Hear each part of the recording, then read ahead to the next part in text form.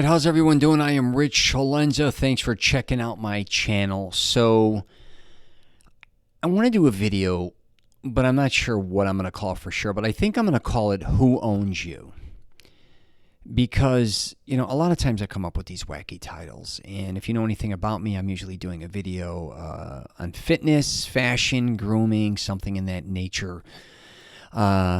But on my podcast, I get a lot more in depth regarding a lot of different things that I've gone through throughout my life, and also calling a lot of things out regarding bullshit and kind of conforming into what everybody else thinks we should conform into, following everybody else's rules, doing what's always expected of us, just kind of doing the same shit everybody else does. And if you don't do it, then you're a jagoff, or just kind of people always judging you for kind of what they think you should be doing or what you should have done or what you should be starting to do, all that type of shit. And that really aggravates me. I've really never been one to conform into society very well.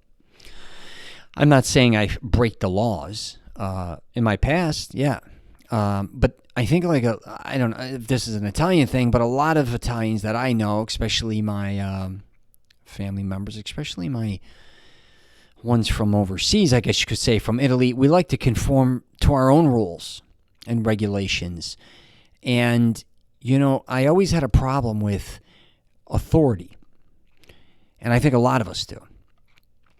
But that doesn't mean by any means I don't get along with people, and I like structure. It's very interesting in my life because I'm very militant on one level, and then I'm totally opposite on another. I couldn't be further from it. So I'm either, I want no discipline, or for me, when it comes to me personally, I'm all discipline. So if you told me to get something done, nothing will stop me from getting it done. But I have to be the one to do it. I am definitely not the one who's going to follow somebody else to tell me what I should and shouldn't do.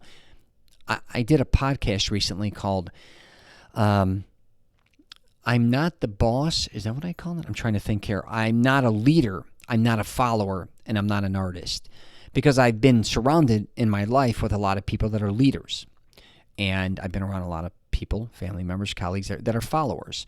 I've been around a lot of people that are artists, and I think a lot of times we kind of throw people white collar, blue collar. That's what it was.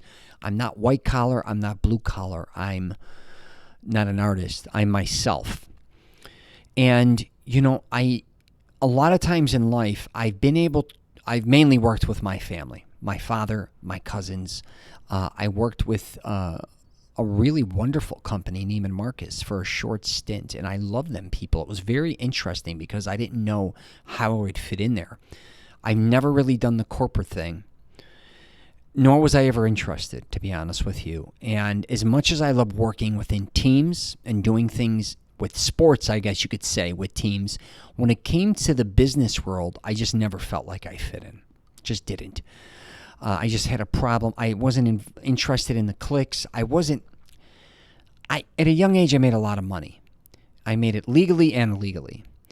And I kind of had the freedom at a young age to do a lot of things. And then, like anybody else, like a lot of people, I should say, I've had my ups and downs financially. That could go for my marriage. That could go for divorce. That could go for everything. I'm not that unique. I'm probably like the rest of the goddamn world. But where I think I stand out a little bit is I'm not afraid to just do my own thing. Back to who owns me, even when I bought a house, for instance, and things, it really wore on me because we have a mortgage. And it aggravated me because I felt like I didn't own the home, the bank did. Same with a car a lot of times. You buy a car, you don't own the car. Again, whoever financed the car kind of owns the car till you pay it off. You still got to pay taxes and bullshit per year or for tags. And that's cool. But when it comes to a lot of things with work, and I can't say for myself because I've actually liked where I've worked for, I look back at my life and go, wow, I've had some really wonderful times. My best time is doing things where at work or businesses I started or things I created.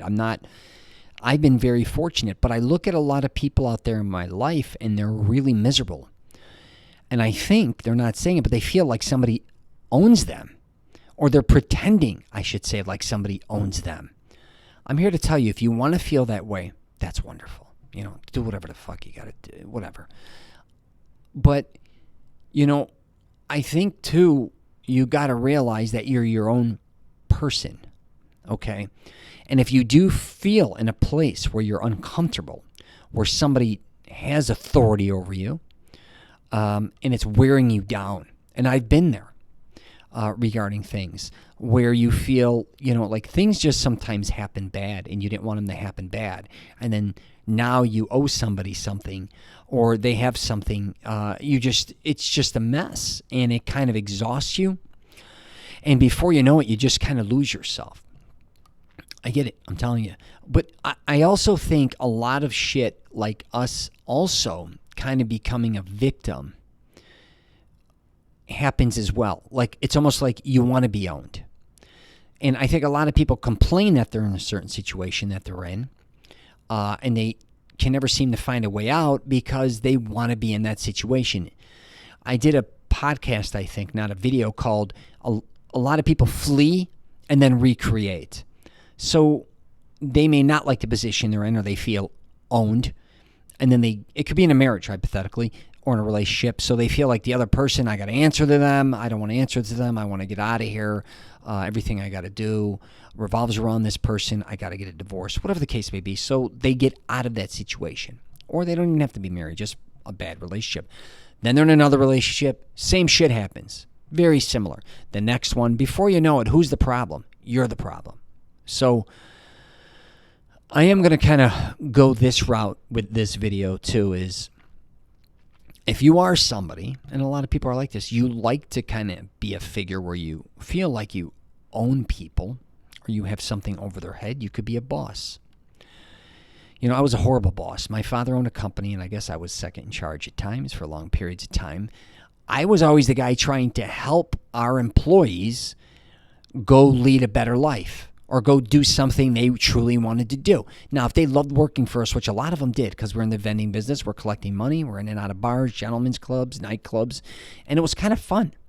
We did darts, we did vending of all sorts, billiards, jukeboxes. It was fun. You don't even realize how fun it was, or I didn't until we left it. But there's a lot of work involved there too.